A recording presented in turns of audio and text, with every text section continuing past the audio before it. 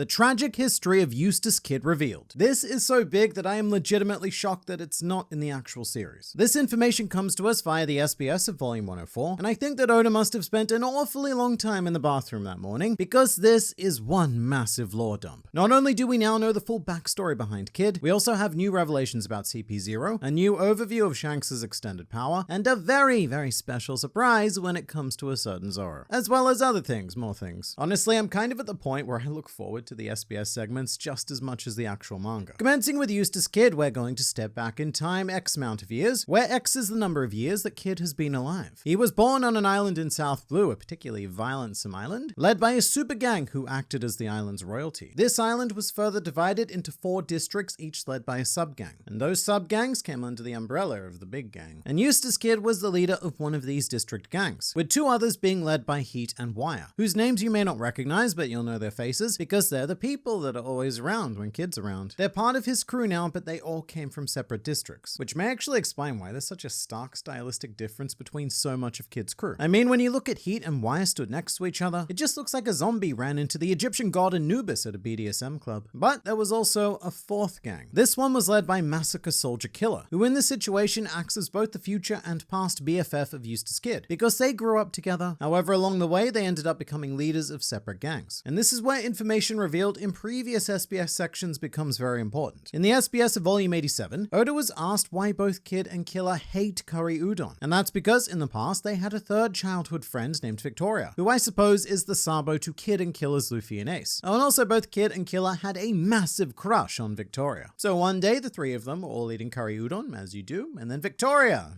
made a big ol' mess. Kid and Killer made fun of her like so, ha ha ha. And then Victoria beat so much crap out of the both of them that it would put Magellan's daily toilet routine to shame. Victoria then left, and the 3 of them never spoke again. Now this is where things are going to get slightly complicated, but just stick with me. Victoria's original name was not in fact Victoria. In the original revelation, Oda stated that her name was Shiruton Doriyanaika. And if you're a bit confused as to what that means, then you'll get the idea pretty quickly, because the Viz translation for her name is Broth Splatterina. Basically, she was invented as a joke character. So the name isn't all surprising because Oda often gives these SBS characters and concepts like absurdly fun, jokey names. But I think that's important to know because this story is about to take a massive twist. Kid and Killer, as we know, grew up to become the head delinquents of their particular hooligan squads, but one day their childhood friend Victoria was killed by the head gang of the island. We don't know how, and we don't know why. We just know who and who else. This obviously hit both Kid and Killer extremely hard, which prompted the 2 of them to unite the 4 district gangs and overthrow the ruling gang. And let's be real, because it's Kid we're talking about, I feel like overthrow is probably a bit of light terminology. I would not be surprised at all if he literally crucified them like those poor guys right before the time skip. Kid is so extraordinarily violent. Just not when he's around Luffy, because Luffy has that very PG mindset. But after they did that thing that they did, the gang leaders collectively went F this, formed the Kid Pirates, and set out to sea, naming their ship the Victoria Punk in honor of Victoria's memory, which is very sweet, but also very clearly retconned. Victoria's name was definitely a wacky realization, with her name now being Victoria S. Doriyanaika, the S obviously standing for Shiruton, because Oda didn't really plan out anything to do with Kid, or any of the supernovas. I point this out far too often, so much so that I kind of hate saying it, but it just keeps being relevant. All of the supernovas, apart from Luffy and Zoro, were inserted into the story at the very last second. It's one of Oda's greatest improvisational achievements, because for the most part, it's worked out extremely well, better than anyone even Oda himself anticipated. But there are definitely cases like this, where you can tell that Oda put about as much time into Kid as Yasopp did into raising Usopp, which, to be clear, is a little bit before he got distracted by a fun pirate adventure. And I think it's an appropriate comparison because this is literally Oda's Kid. What I do find really engaging is the idea that Kid probably could have become the effective new king of his home island if he so desired. He was the one who united the gangs, so he could have taken either path, king or captain. I think that's important because this is the first real piece of evidence to back up why Kid has conqueror's haki. Like everyone else born with it, he is a natural ruler. However, instead of becoming a king, Kid was drawn to the sea, which led him to a furious L before a big fat W with the help of a reliable D. Kid really made his way full circle around the alphabet. But it's also funny to think that they just dropped everything and left. The entire island leadership just packed their bags and went, yeah, look, you're all on your own now. And that would have left a power vacuum so strong that it would have sucked harder than Ace on an ice block. As much as I really do love knowing this backstory, I do wish it was something that was included in the actual series. Maybe during Act 2 of Wano or something when Kid and Killer were having their like emotional emotion moments. I think it could have provided a lot for Kid's motivation. His history paints him as a man driven to take down the big bosses, and who is a bigger boss than the Emperors? That's why he wants to fight the Emperors. He's not picky about which one. In his eyes, they're all just bigger versions of that gang that ruled his island and killed his friend who spilt curry udon on herself. And the fact that this was revealed in an SBS doesn't give me a lot of hope for any deeper exploration of Kid in the actual series in the future. I mean, what happened to Kid? Somewhere along the way, he just got narratively lost. Like, the world treats him as an equal to Luffy in lore, but the storytelling definitely does not. In terms of that, he's more like the "he thinks he's on the team" meme. This almost certainly won't happen, but what I wanted for Kid was for him to receive the full Trafalgar Law treatment. Like a full 6-chapter tragedy full of flamingos, clowns, androgynous fishmen, and the occasional old man wearing rabbit ears. Was that really too much to ask? To CP0 now, and we finally know all of their names. I should say that the Grand Fleet members named these guys Bob Lucci, Red Rocket, Pineapple, and of course Squiddy. However, they are actually named Guernica, Gizmonda, Joseph, and Maha respectively. I definitely liked our names just a little bit better. But the fact that they have names is now massive, because we knew 2 of these names before. However, it was assumed that Guernica was Joseph's name, because Joseph is the only one we see escaping from Onigashima, which is relevant because according to a world government agent guy, it was Guernica who provided Luffy's new bounty photo in Gear 5th. However, Guernica was supposedly killed by Kaido prior to Gear 5th, which may very well mean that Guernica is in fact alive. I guess that shouldn't be surprising because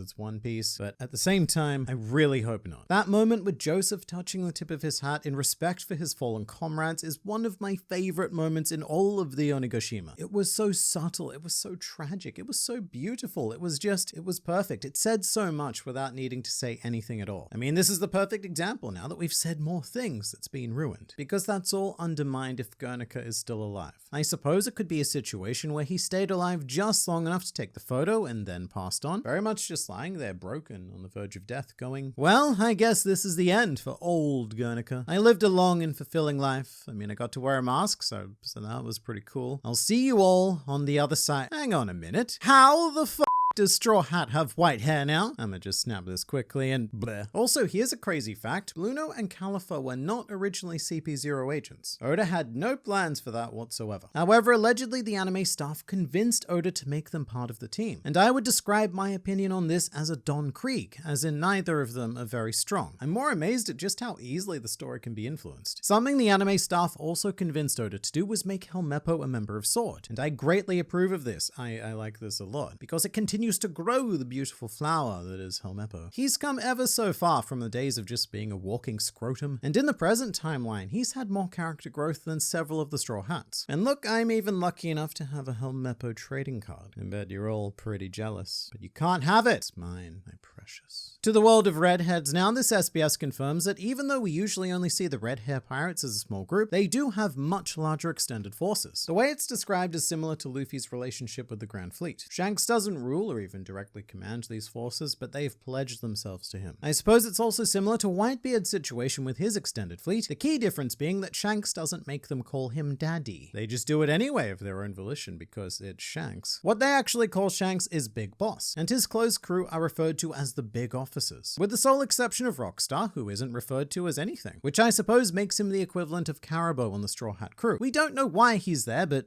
he is, and he won't go away. But the main takeaway here is that Shanks could, at any given time if needed, summon an army, which now gives Shanks access to a grand total of 2 armies and 2 leggies. Quite fearsome indeed. And one of those armies wields a sword named Griffin, which Oda did, quite hilariously I might add, anthropomorphize in another SBS segment, with Griffin looking like quite the distinguished gentleman. Oda often does this, and it's easily my favorite part of the SBS segments. But today, we have something even better, because Oda has gifted us with the anthropomorphized incarnation of Zoro's Haramaki, which for all of us Western swine is the piece of fabric that he wears around his stomach. And here she is. Let me introduce you to Haramakiko, which kind of reminds me of a very off-brand slave Leia. And I should remind you all that there is an established convention of objects looking like the person who created them. So Haramakiko's fabric smith probably looked like a very, I don't want to say seductive old lady, but trying to be seductive old lady. But that's not all, because Oda has graced us with not 1, not 2, not 4, but 3 more of Zoro's accessories. Meet the pierced triplet system sisters, who are Zoro's 3 earrings anthropomorphized, each one of them embodying a key aspect of Zoro. There's the evil demonic smile, the sleepy old man, and the data entry employee waiting desperately for 6 o'clock so that he can get hammered on sake. I suppose this could mean that each earring was made by a different person, maybe in a factory line somewhere out there in the world place. But with this, we have a very full set of Zoro accessories. Haruma Kiko, the Pierce triplet sisters, and we also have 3 of Zoro's swords. The Wado Ichimonji, the Sandai Kitetsu, and of course Shusui. Right now, the only thing remaining on this man yet to be anthropomorphized is his bandana, which I shall wait patiently for. And in the meantime, we can all watch another video like, say, this one. I hear it's very good. And even if it isn't, you'd need to watch it to find out, so